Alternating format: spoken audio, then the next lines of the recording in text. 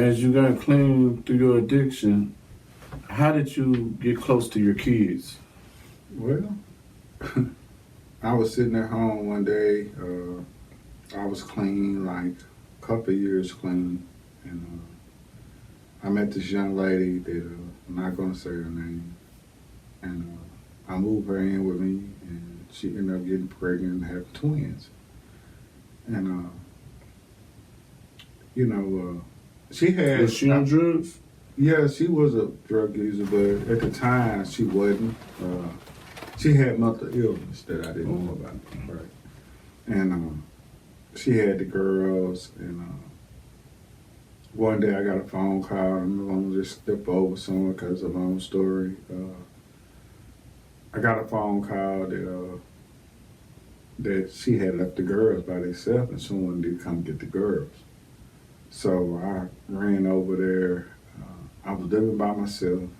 I ran over there, and this is the thing about being a convicted felon on parole, is that, when something happened like that the law and social service and all those people got to deal with, is that they look at your past. They don't look at what you're doing now. They look at your past. So I had to go through a phase where I had to give my girls to someone else for a few weeks until they realized that I wasn't living my past no more. I wasn't the addict out there no more that was doing whatever to get drugs. And I was clean, and I was living a good life. I wasn't living a good life, but I was living okay, and so it took me a while to convince them that, hey, I can handle this. So I ended up getting the girls. These two little girls was 2.5 years old. And it was two of them. It was two of them, not one. So I bring them to my life for a time, and man. Just you? Just me. Just no woman. You combing her. No woman. Bathing. Feeding, just me. Clothing them, I was picking doing up from school. I was doing it all, brother. I was doing it all. And I was fixing meals every day. Talking about meals. I salute you. Pork chops, turnip greens, mashed potatoes, all that. I'm trying to get customized out now. And I realized, I didn't realize, once I figured out that they were throwing all that shit in the trash, so I called another mother. I'm like, well, they ain't eating the food. So they're like, hey, what you fixing? I said, I'm fixing them full-course meals, I'm coming from work fixing pork chops. 2-year-olds? You can't? Oh, you was beginning? Yeah, my bad. I didn't know. I didn't know that. You doing your thing. How we was raised up. What's on that plate? We had to eat back then. So I read that. She told me, she laughed at me and like, they just want finger food like chicken nuggets and French fries and pizza. And you had to find yourself, cause I had to realize that, hey, this is what they eat. Yeah, they kids. You know what I mean? They babies. You know what I mean? And I did that by myself for about 2 years until I met my wife, and my girls, they my life, man. You know what I mean? They became my life. They became like everything that I wanted for them that I didn't get as a child, And, I get kind of emotional when I talk about that situation because, like, I can remember me and them walking in the rain and the snow, and, because I couldn't drive. I couldn't drive, so I didn't have nobody in my life that was reliable. So one day, I picked them up from daycare and it was snowing, right? Mm-hmm. So I'm emotional because I'm like, damn, I can't get nobody to come pick up me and my girls to take us home and it's snowing outside. I don't want them out here and shit. They babies. And one of my girls looked up at me and said, Daddy, we okay? We okay, Dad? And when she said, that was 2.5 years old, 3 years old. When she said that, man, it was more like God speaking through her, like, dude, keep going. It's gonna be okay. Don't give up. They ain't got no other person but you right now. So what you gonna do? And man, it gave me more pep to my step. It gave me more courage. It gave me more energy to say, okay, and if you say it's okay, I got to say it's okay. You know what I mean? Like, what I'm saying is, bro, it wasn't one, it was two. So how old was your girls when you met your woman? My wife before she now? became your wife. How old was the girls? They had turned 3.5 years old when I met my wife that I'm married to now. And I could Did give she her, have kids? yeah, she had kids. Her kids was grown. Oh, She didn't have small kids. But it was her opportunity to raise kids from a baby to adulthood now too also. So it was like a blessing to her too. She came right in and being a mother. You know, to this day. That's a good woman. One of my kids' mama done the same thing for my kids. Mm-hmm. That's a good woman, man. Yeah, you know, my wife been through dealt with some of the same issues I dealt with addiction. You know, so and I praise her and I thank her for everything today, because like today, she the one I can give thanks to for these girls. They 14 now. You know, and she met them when they was 3, so she been in life for 11 years. You know, and she raised them. So how does your kids' mama feel about the situation that you got custody of your kids and you're in the household with your wife with another woman raising them? Do they know their mama? Do they call her mom? Well, that situation is kind of complicated because, like, as a recurring addict, I don't want to talk down on another addict, especially a woman. But, you know, right now, she's sick. You know what I'm saying? And I understand that. And I got the girls to the point where they understand that. They understand that mama's sick right now, and she cannot be with them right now. And hopefully, one day she will, you know, hopefully. Mm-hmm. I'm not going to talk ill on her, you know what I mean? She have her own issues. I've been there, done that. I know other people's been there, done that. And I don't talk down on another addict. And I pray that one day that she get her life together where she can be a part of that life. But I'm not going to force her to do it. You know, I'm not gonna beg her to do it. I'm not gonna search for her to do it. I'm on Facebook. She know my name, and if she want to ever reach out, she got that opportunity to reach out. But as of now, you know, the girls 14. They make their own decisions what they want to do. You know, they ain't adults, but they halfway there. Yeah. And right now. My girls, me and my wife girls, they make A's and B's in school. They gonna be something. They gonna do something with their life. You know what I mean? Regardless if their biological mama there or the mama that they know now is there. They gonna do something with their life. You know what I mean? They gonna. We give them enough encouragement and enough support on whatever they want to do. Me and their mother that they know now is there for them. How do you feel about the upcoming rappers? And do you let your daughter listen to certain music? Well, one of my daughters is more outgoing than the other because they twins. You know what I mean? Yeah. One gonna be this way and one gonna be that way, attitude-wise. And one is not into all that. And the other one, she's into more, I can say, theme music, classical music, art music. She don't listen. My girls don't listen to rap. You know what I mean? It's not because I stop her from listening to rap. It's because it's just what they ain't there. You know what I mean? They more like homebody, family oriented. You know what I mean? They love their family. They love who, you know, where they at in their life right now. And rap is not something that they into. You know what I mean? Maybe they might be into it next year, a couple of years from now. I don't know. But right now, I know that that's not something that they do. You know what I mean? I can't get them to name one rap song because they don't listen to it. You know what I mean?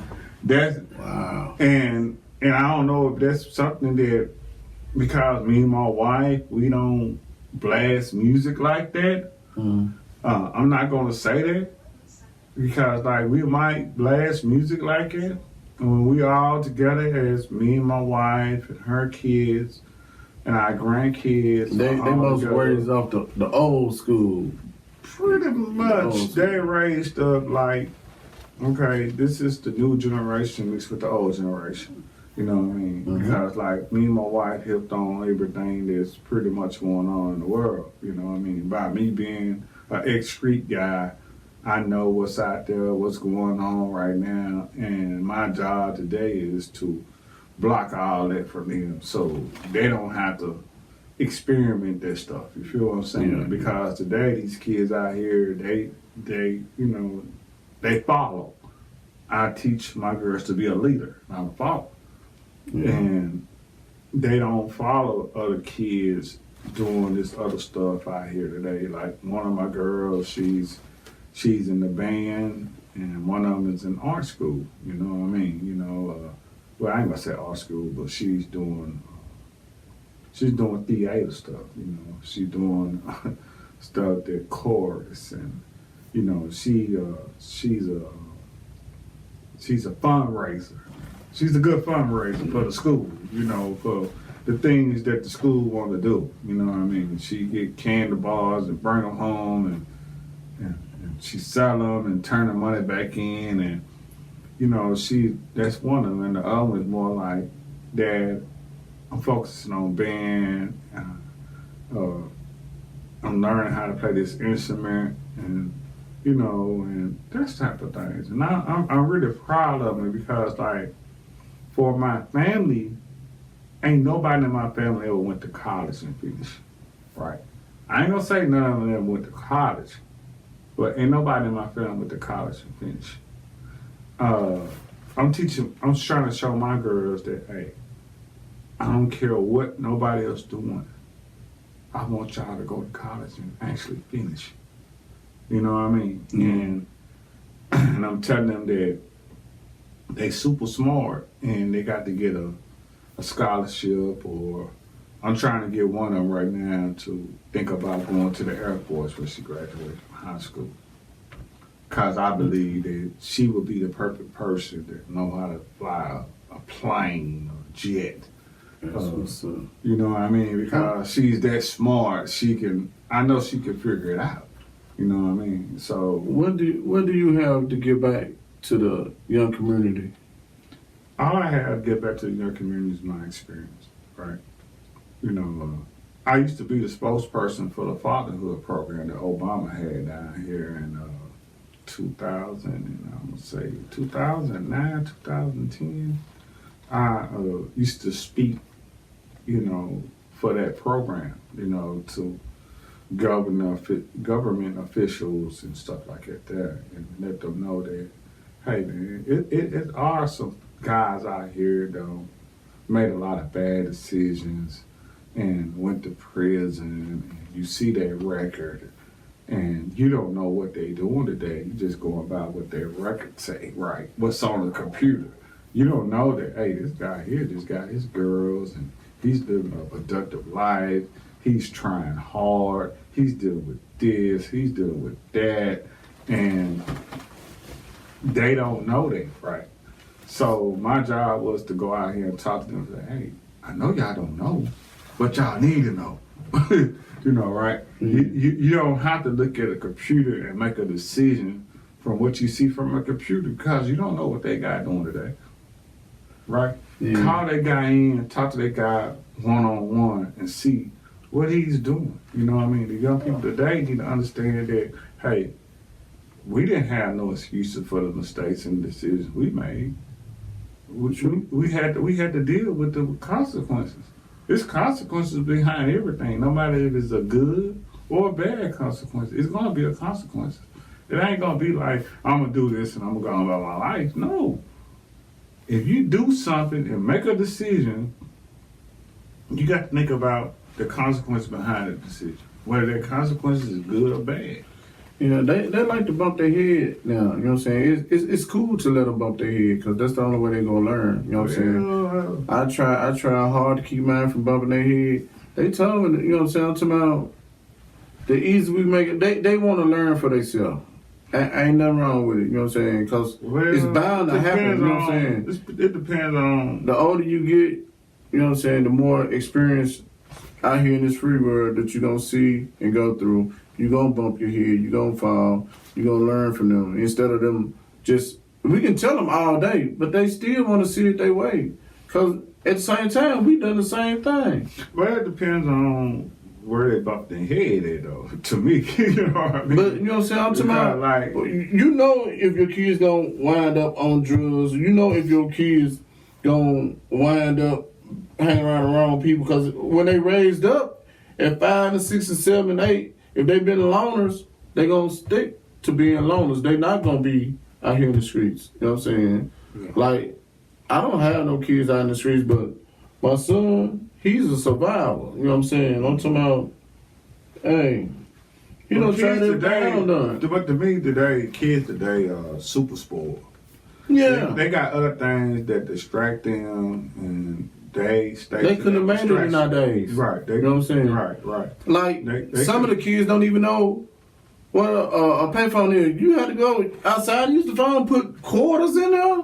Yeah. They don't know about that. They couldn't have made it back in our days, man. Yeah. Everything right now is handed. I agree with you. Yeah, today everything is handed to them. Yeah. Ain't no getting it out of the mud, getting it hard, you know what I'm saying? I'm talking about getting down and dirty for. I'm talking about it's easy money now. I tell my girls all the time, I said, man, I started hustling and doing things at 9 years old. When I was 13, I was making mud and slinging blocks for an old man named Mr. Brady, right? You used to work for Scrubs. No, I ain't working for Scrubs. No, Mr. Brady. You know what I mean? And it's more like now today, my girls, they ain't gotta do much, just clean up their room, keep the bathroom. Cause I got a 3-level condo, so they gotta keep all the bathrooms clean, keep their room clean, wash their own clothes, and that's it. That's all they got to do. And they got iPads, phones, computers, laptops, TV. They got everything. I'm like, you know, when I was growing up, I didn't have shit. You know, I had to share shoes. I had to wait till my cousin got through with his shoes in order for me to get some shoes. I had to wait for my family cousin to get through with their pants in order for me to have some pants. I wore jackets that was handed down from other people because my mom was a single mom raising 4 kids. So it wasn't no easy road. I tell my girls today, I'm like, man, y'all got it, man. Y'all get new clothes every other week. Y'all got shoes, clothes that y'all ain't even wore that you give away. You know what I'm saying? But I'm like, I got one last question for you, and we finna wrap this thing up. What's that? What age do you be when you stop drinking after someone? What?